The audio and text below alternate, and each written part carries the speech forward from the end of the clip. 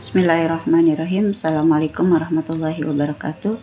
Anak-anakku sekalian, hari ini kita membahas materi kita adalah tentang haji, ya, haji dan umroh.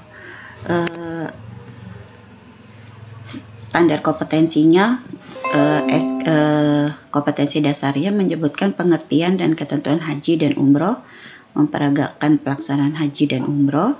Kemudian indikatornya menjelaskan pengertian haji dan umroh serta dasar hukumnya, syarat-syaratnya, rukun wajib, rukun umroh, sunnah haji, larangannya, dalil nakli, hikmah ibadah haji dan umroh, bentuk-bentuk pelaksanaan ibadahnya, tata cara pelaksanaannya, serta pelaksanaan ibadah haji umroh melakukan manasik di sekolah.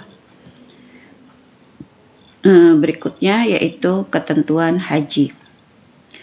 Menurut bahasa, haji itu sengaja mengunjungi, yaitu sengaja datang, sengaja berkunjung, ya. Menurut istilah, haji itu sengaja berkunjung ke Baitullah untuk melaksanakan beberapa rangkaian kegiatan ibadah haji yang telah ditentukan dengan syarat dan waktu tertentu. Dasar hukumnya yaitu surat Al-Imran ayat 97.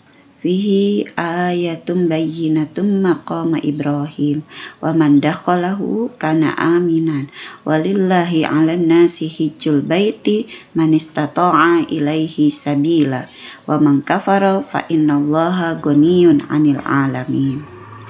Al-ayah. Kemudian syarat-syarat haji. Bagaimana orang yang berangkat haji?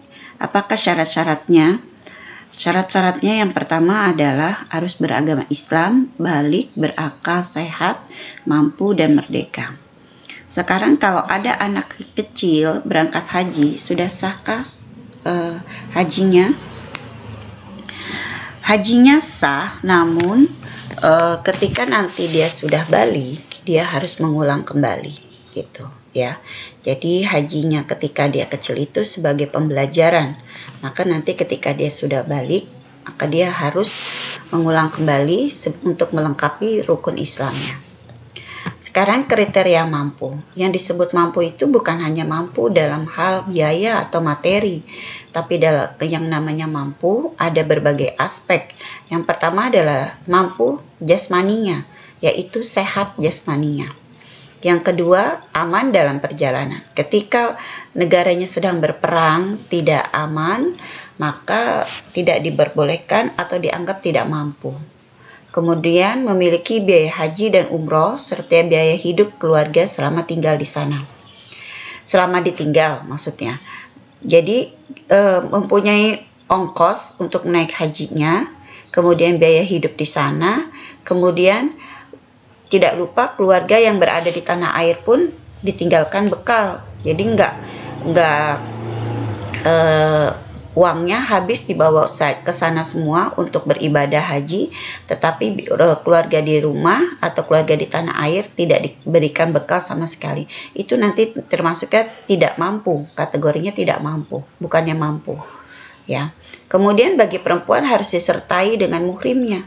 Jadi kalau perempuan ketika berangkat haji harus ada muhrimnya. Ya. Sehat jasmani di sini dalam arti dia tidak sedang sakit kondisinya. Dia harus dalam keadaan fit. Ya, itu namanya sehat jasmani. Kemudian kayak kemarin musim pandemi, tidak berangkat haji. Kategorinya kita dalam kondisinya tidak mampu. Karena ada wabah banyak dan kemudian di Arab Saudinya pun terkena wabah. Jikalau kita di sana ke sana khawatir terkena wabah corona, maka dalam kategori kita tidak mampu.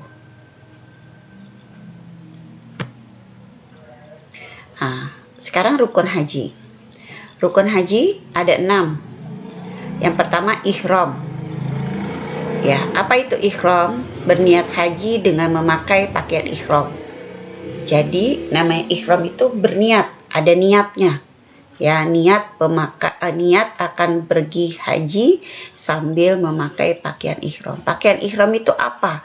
Untuk laki-laki yang namanya pakaian ihram itu pakaian tidak berjahit. Terdiri dari 2 lembar, yaitu pertama untuk menutupi bagian atas, yang kedua untuk menutupi bagian bawah.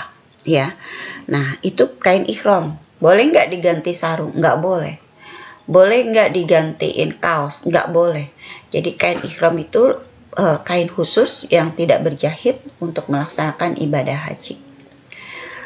Kalau dia ketika sedang mengambil umroh atau haji, kemudian dilepas kain ihramnya, bolehkah? Tidak boleh. Maka hajinya tidak sah. Nomor 2, ukuf. Ukuf itu waqafa yaqifu, artinya berdiam, berhenti. Ya, ukuf itu berdiam diri di padang Arafah, yaitu hadir di padang Arafah atau hadir di padang Arafah mulai tergelincirnya matahari 9 Zulhijjah sampai terbit fajar 10 Zulhijjah. Itu ukuf, ya. Ngapain aja di sana? Nah, di sana taubat, berzikir, membaca Quran, sholat sunnah, sholat fardu sunnah. Pokoknya di sana melaksanakan ibadah-ibadah dan memohon taubat kepada Allah, memohon ampunan Allah. Itu di Arafah. Sekarang tawaf. Apa itu tawaf? Tawaf itu mengelilingi Ka'bah 7 kali putaran, diawali dari Hajar Aswad, kemudian diakhiri juga nanti di Hajar Aswad. Ya, itu tawaf. Tawaf itu 7 kali ya nak. Nah, ketika nanti tawaf, kondisi kita tidak sedang bicara, sedang ngobrol, sedang sholat. Jadi istilahnya tawaf itu benar-benar dilakukan dengan penuh konsentrasi. Mata kita pandangkan ke Ka'bah, kita lihat Ka'bah sambil mulut kita berzikir. Apa saja bacaannya? Bacaannya ada nanti kalau kalian berangkat umroh atau haji, ada buku tuntunannya. Tetapi bisa juga dipakai subhanallah walhamdulillah wala ilaha illallah wallahu akbar sampai dengan sudut Yamani, sampai sudut Yamani, kemudian nanti dari sudut Yamani membacanya Rabbana atina fid dunya hasanah wa fil akhirati hasanah wa qina azabannar wa adkhilna jannatal ma'al abrar ya aziz ya ghafar ya rabbal alamin sampai sudut Hajar Aswad. Kemudian dari sudut Hajar Aswad kembali lagi membaca subhanallah walhamdulillah, begitu seterusnya. Oh iya, nanti ketika di sudut Yamani itu ada namanya istilam. Istilam itu artinya melambaikan tangan, dikecup juga. Tapi nanti ketika di rukun Yamani itu tidak pakai kecupan, hanya melambaikan tangan saja. Nah, nanti ketika di Hajar Aswad baru kita pakai kecupan, ya. Jadi melambaikan tangan sambil dikecup. Kemudian sa'i. Sa'i itu apa anakku? Sa'i itu lari-lari kecil antara Bukit Safa dan Marwah sebanyak 7 kali. Ya. Ibadah haji adalah perwujudan kita mengulang kembali sejarahnya Nabi Ibrahim. Karena di dalam ibadah haji syarat dengan perjalanan hidupnya Nabi Ibrahim beserta istrinya Siti Hajar dan anaknya Ismail. Lari-lari kecil di Bukit Safa dan Marwah itu merupakan reka ulang ketika Siti Hajar mencari air untuk anaknya yang masih bayi untuk minum, sampai dia lari-lari dari Bukit Safa ke Bukit Marwah sebanyak 7 kali.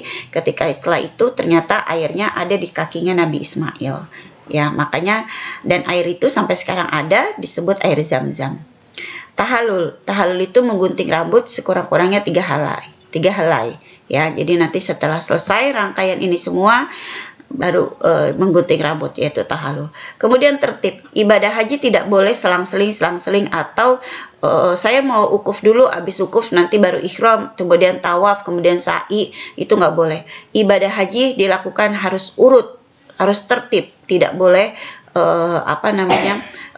menclok-menclok, artinya diacak-acak, nggak boleh, tapi susunannya harus tertib, ya. Kemudian wajib haji, yang pertama adalah ihram dari mikot, yang kedua mabit atau bermalam di Musdalifah, yang ketiga mabit di Mina, yang keempat melontar jumroh, yang tiga ula, usta dan akobah, yang kelima tawaf wada. Nah,